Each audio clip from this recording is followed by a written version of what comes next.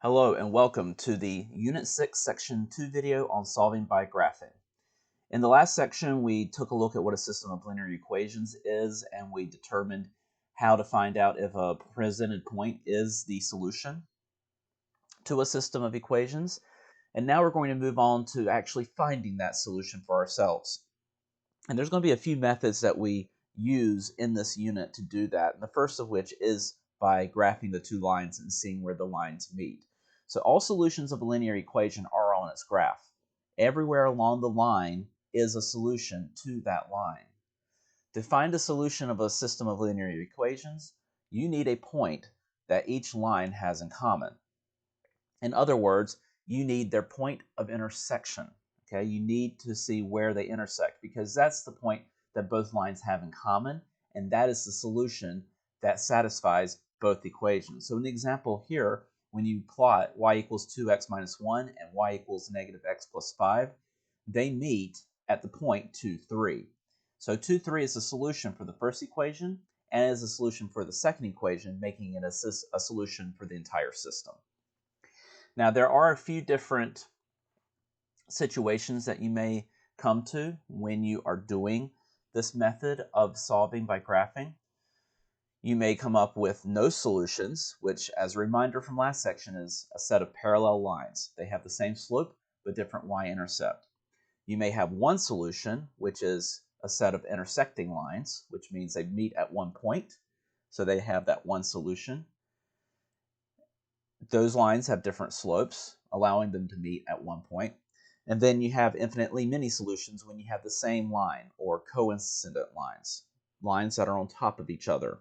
That means that they have the same slope and the same y-intercept because they are the same line. And so every solution along that line is a solution for both equations, meaning we have infinitely many solutions, or you can just simply say infinite solutions. So let's take a look at some examples here. So in example 1, we're going to graph these two equations to find the solution to the system. So for the first one, we're already in slope-intercept form. Y equals x minus 4, our slope is 1, and our y-intercept is negative 4. So you're going to plot the y-intercept at negative 4, then you're going to use your slope, rise over 1, which is 1 over 1. So you're going to go up 1, right 1, up 1, right 1. Or you could go down 1, left 1, down 1, left 1 from the y-intercept. But that would result in this line. Once you have this line, now we're going to move on to the second equation. Now the second equation, we do have to solve for y. We did a couple of examples of solving for y in the last section. I'll leave that as an exercise for you, but we are going to rewrite the second equation in slope-intercept form by getting y by itself. And when you do, you get y equals negative 2x plus 5. That gives us a slope of negative 2 and a y-intercept of 5. So you start with your y-intercept of 5, then you do your rise over run. Negative 2 means you're going down 2 and to the right 1, down 2 to the right 1, or up 2 and to the left 1, up 2 to the left 1. You know you've done it correctly if the line is going down, because we should have a decreasing line from left to right since we have a negative slope. Once you have your two lines, we have two different slopes, obviously, so therefore we're going to have one solution, and that one solution is where the lines meet, at the point 3, negative 1. So our solution is 3, negative 1. Now, it's not a bad idea to check to make sure that we graph this correctly, because there can be a little bit of a mishap now and then when you're graphing lines. You can get off by a grid space or two. So let's make sure that this is the solution by running a check. And we're going to run our check by doing what we did in the last section, which is to plug the x and y values into both equations to see if we end up with the correct statement or a true statement. So we start with the first equation, y equals x minus 4. We're going to plug in our y and our x. So y is negative 1, x is 3. And then we evaluate the right-hand side. 3 minus 4 is negative 1.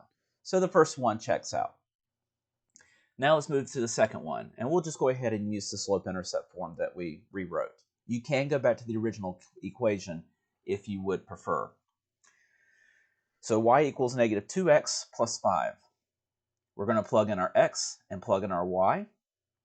Then we're going to do negative 2 times 3, which gives us negative 6. Negative 6 plus 5 gives us negative 1.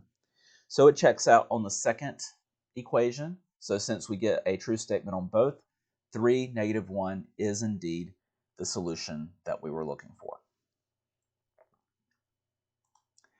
Now let's move on to example 2. Example 2 is going to work the same way example 1 did. We are going to graph these two equations, these two line equations. Well, to do that, we first need to rewrite the equations in slope-intercept form. So we subtract x from each side on the first one. That gives us y equals negative x plus 3. So our slope is negative 1. Our y-intercept is 3. So we plot our y-intercept to 3, our slope negative 1, so we're going to go down 1 to the right 1, down 1 to the right 1. And you're going to end up with this line. Now we rearrange the second equation to get it in terms of y. Again, subtracting x from each side, that's going to give us y equals negative x plus 9. And we're going to graph this one. We start at our y-intercept of 9, and the slope, like on the last one, is going to be negative 1. So down 1 to the right 1, down 1 to the right 1. And that gives us this line. Now we have two parallel lines, and we know they're parallel because they have the same slope but different y-intercepts. So since we have parallel lines, they are never going to meet, so therefore there is no solution.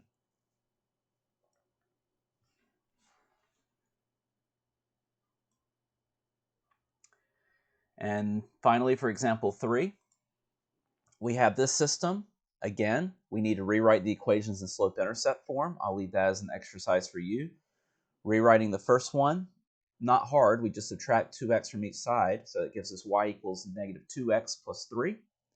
We graph that line, and we have it here. I'll leave you the exercise of doing that. Then we go to the second equation. Again, we're going to subtract our 4x from each side and then divide each side by 2. And that gives us y equals negative 2x plus 3. And here we ended up with the same equation with the same slope and the same y-intercept. So if we were to graph that second line, it would just end up on top of the line we already have.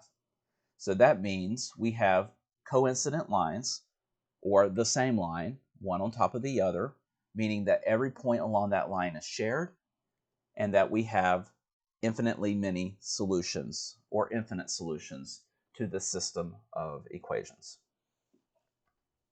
All right, that finishes off this section. In the next section, we are going to take a look at using technology to find our solutions to a system of equations. So we will be using a TI-84 Plus, and we will be using Desmos to do that. And in the next section, I'm just going to run over what the procedures are for doing that.